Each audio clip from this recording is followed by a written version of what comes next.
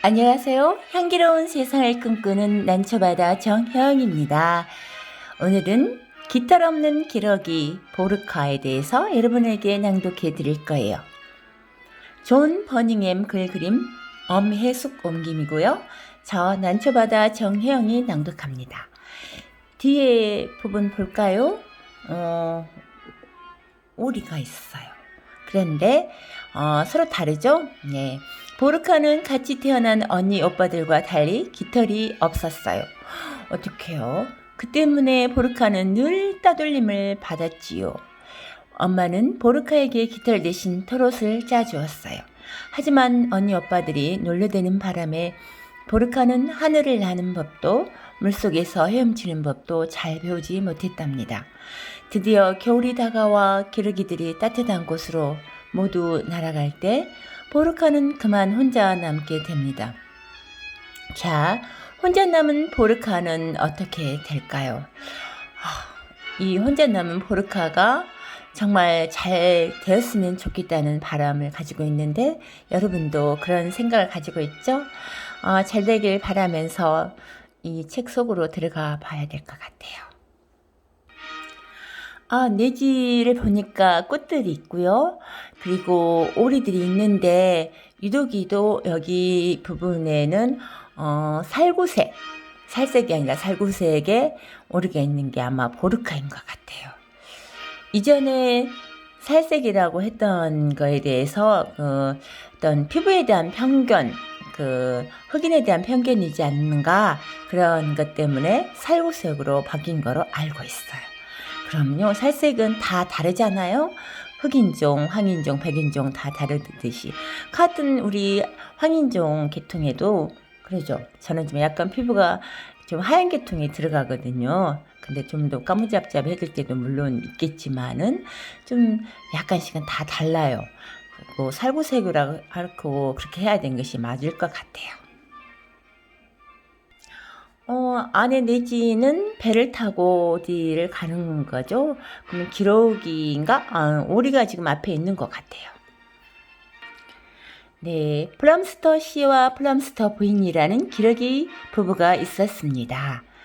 네, 두 부부가 있다고 하네요. 기러기, 아까는 오리라고 했는데 잘못 말했죠. 기러기였어요. 플럼스터 부부는 영국 동해안에서 가까운 황량한 늪지에서 살았습니다. 오래전에 한동안 조상들이 살던 곳이지요. 거기서 플럼스터 부부는 둥지를 들고 알을 낳았습니다. 봄이면 플럼스터 부부는 늪지로 돌아와 둥지를 손보았습니다. 그 다음에 플럼스터 부인은 알 낳을 자리를 잡고 플럼스터 씨는 망을 보았지요. 플럼스터 씨는 누구라도 둥지에 다가오면 쉿쉿 소리를 냈다 합니다. 아무것도 안 보여도 플럼스터 씨는 가끔씩 쉿쉿 거렸습니다. 대단한 일인 줄로 알고 있었으니까요. 아마 그렇게 쉿쉿 그런 소리를 내면서 이렇게 망을 보고 있다. 그런 스스로의 그떤 굉장히 중요한 책무를 가지고 있다고 생각했는가 봐요. 꽃들도 이쁘게 보이네요. 자, 얼마 뒤에 알이 깨났습니다. 귀엽다. 정말 얼음 맑은 봄날 아침 플럼스터 씨네 둥지에 아기 기러기 6마리가 알을 깨고 나왔습니다. 플럼스터 씨는 어찌나 좋은지 축하잔치를 벌이고 이웃에 사는 친구들을 불렀습니다. 아기 기러기들에게 이름을 지어주었습니다. 아기 기러기의 이름은 무엇일까요? 그래요. 5마리만 지금 또 기러기 모습이 보이고 1마리는 안 보이네. 여기 5마리만 보이고 6마리 있다고 했잖아요. 그렇군요. 처음에 내지 표지에 보면은 이렇게 그림이 나왔었는데 여기는 이제 이름이 있어요. 브레다, 아치, 오스왈드, 제니퍼, 티모시, 보르카. 보르카는 어때요? 정말 털이 없네요. 살구색의 피부색만 보이는 거예요. 아기 기러기들은 아주 닮아 보였습니다. 하지만 처음부터 보르카는 달랐습니다. 언니 오빠들처럼 부리도 있고 날개도 있고 물과기 달린 팔도 있었지만 깃털이 하나도 없었던 거예요. 어떡해요. 플럼스터 씨와 플럼스터 부인은 걱정이 되었습니다. 그렇죠? 엄마 아빠는 이렇게 자녀가 어떻게 태어난 거에 대해서 책임는 사실은 그 태어난 부분에 대해서는 어떻게 할 수 없는 상황이잖아요. 그렇지만 이제 이미 된 상황에 대해서 걱정도 하고 어떻게 잘 커나갈까 얼마나 마음이 걱정이 되겠어요. 그래서 조그만 가죽 가방을 들고 다니는 의사 선생님을 모셔왔지요. 의사 선생님은 보르카를 찬찬히 진찰했습니다. 그러더니 깃털이 없는 것 말고는 아무런 이상이 없다고 말했습니다. 정말 드문 경우인데 하더니 의사 선생님은 한참 동안 곰곰이 생각했습니다. 그러고는 플럼스터 부인에게 할 일을 일러줬지요. 보르카에게 깃털을 짜주라고 말입니다. 깃털이라도 있어야 된다고 지금 의사 선생님 처방을 내린 거예요? 네. 플럼스터 부인은 뜨개 바늘을 꺼내 깃털을 짜기 시작했습니다.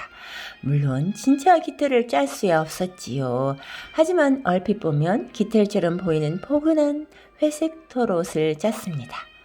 뜨개질이 다 끝났습니다. 플럼스터 부인은 보르카를 불러 털옷을 입혀주었습니다. 보르카는 어찌나 좋은지 날개를 퍼덕이며 빙빙 돌았습니다. 밤이면 늘 오들오들 떨었으니까요. 그래도 밤이면 추우니까 그런데 무슨 그 깃털이 있어야지 덜 추울 거 아니에요. 그때 또 엄마가 안아줄 수도 없고 엄마도 그걸 몰랐을 것 같긴 해요. 근데 이제 깃털이 있으니까 보르카는 말도 못했지만 감사했잖아요. 보르카는 언니 오빠들한테 가서 자기 깃털을 보여주었습니다. 하지만 놀림거리만 되었지요. 어떻게 언니 오빠가 돼가지고 너 그것이 털이냐? 그렇게 물어봤을까요? 어떡해.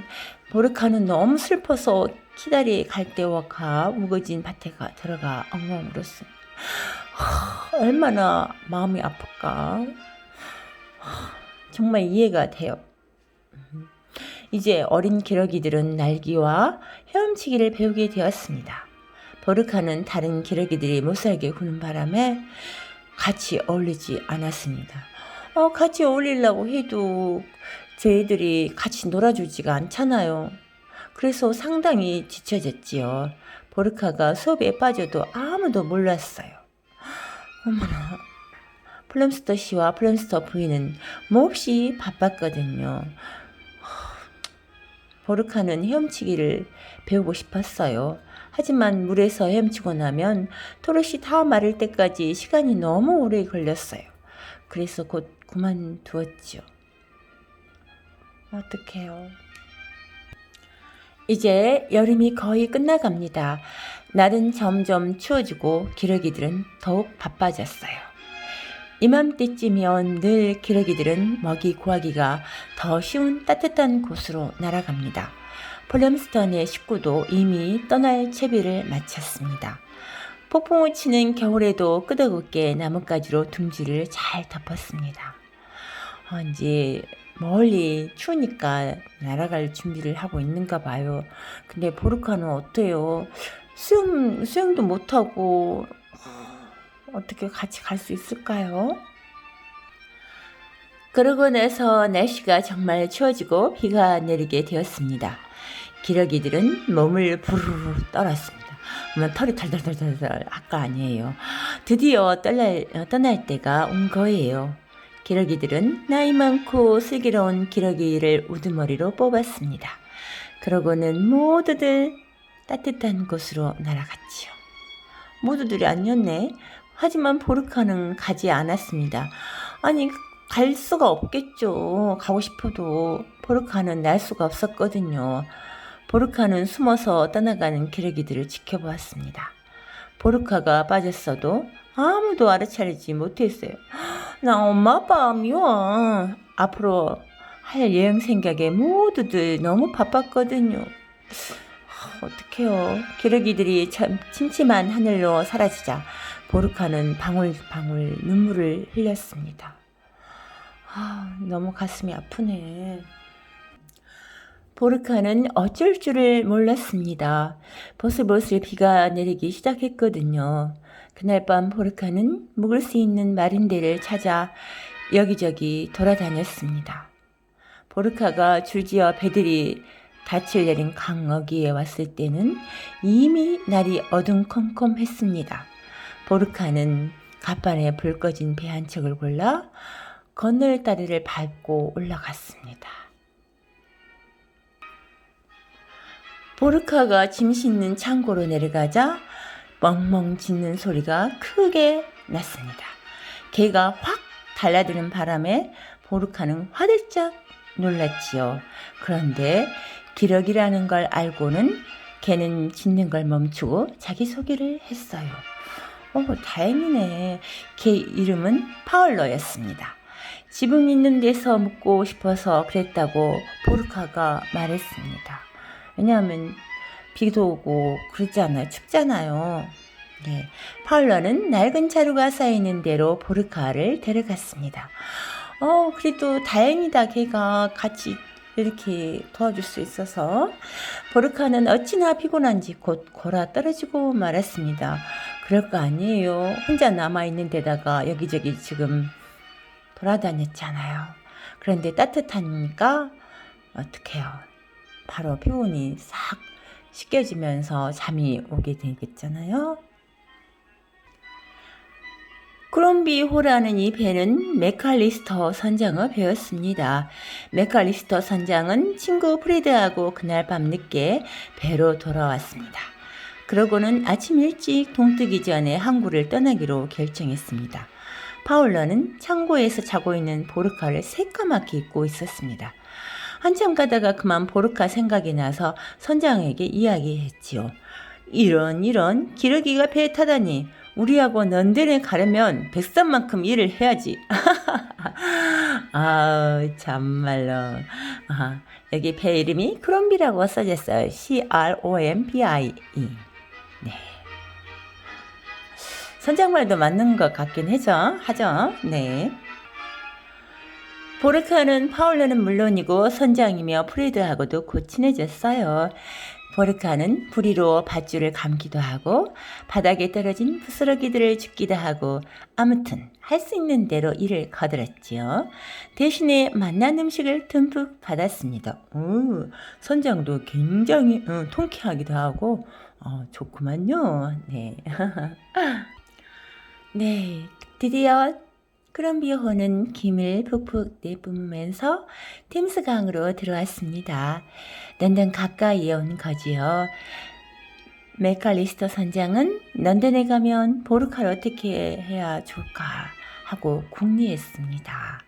선장은 보르카를 큐 가든에 두고 가기로 마음먹었어요. 큐 가든은 1년 내내 온갖 기러기들이 살고 있는 커다란 공원이랍니다. 그러면 여러 가지 기러기들이 있어서 이렇게 특이하게 생각하게 되지는 않을 것 같네요.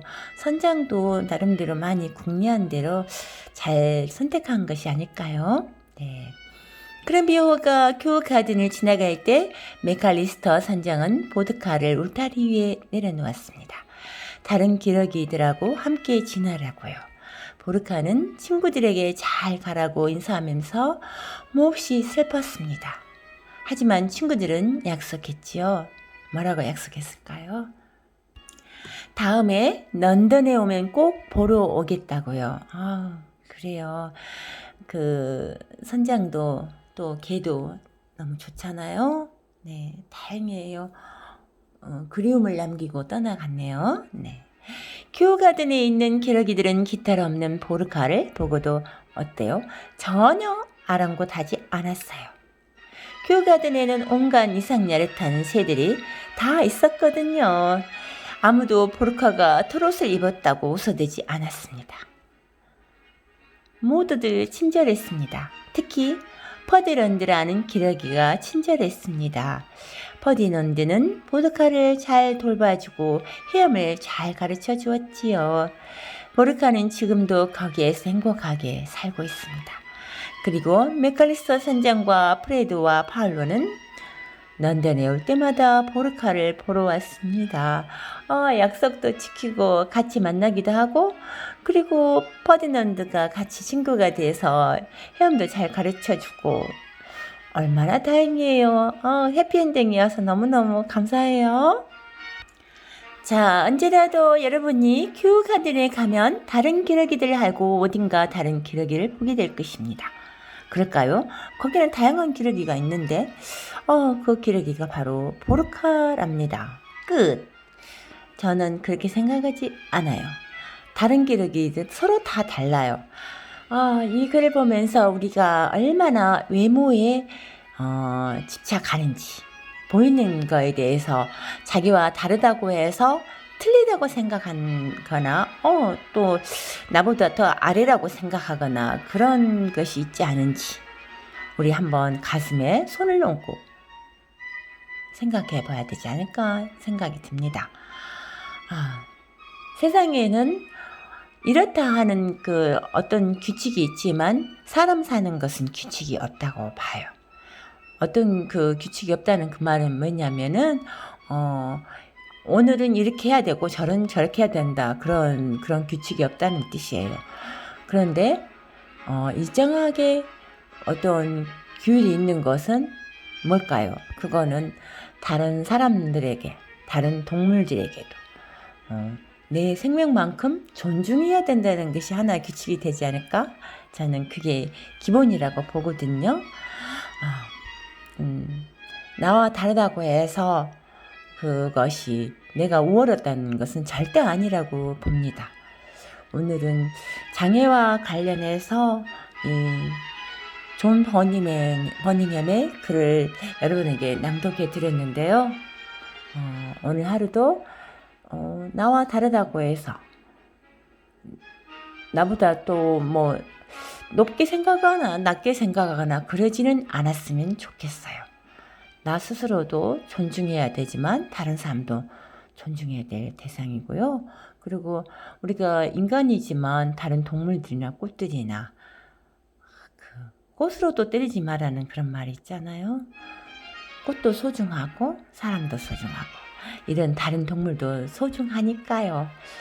여러분도 하루하루가, 오늘 하루 한 시간이 소중하고 또 다른 사람들에게도 좋은 그런 조심스러운 그런 날이었으면 좋겠습니다. 감사합니다. 난초바다 정혜영이었습니다.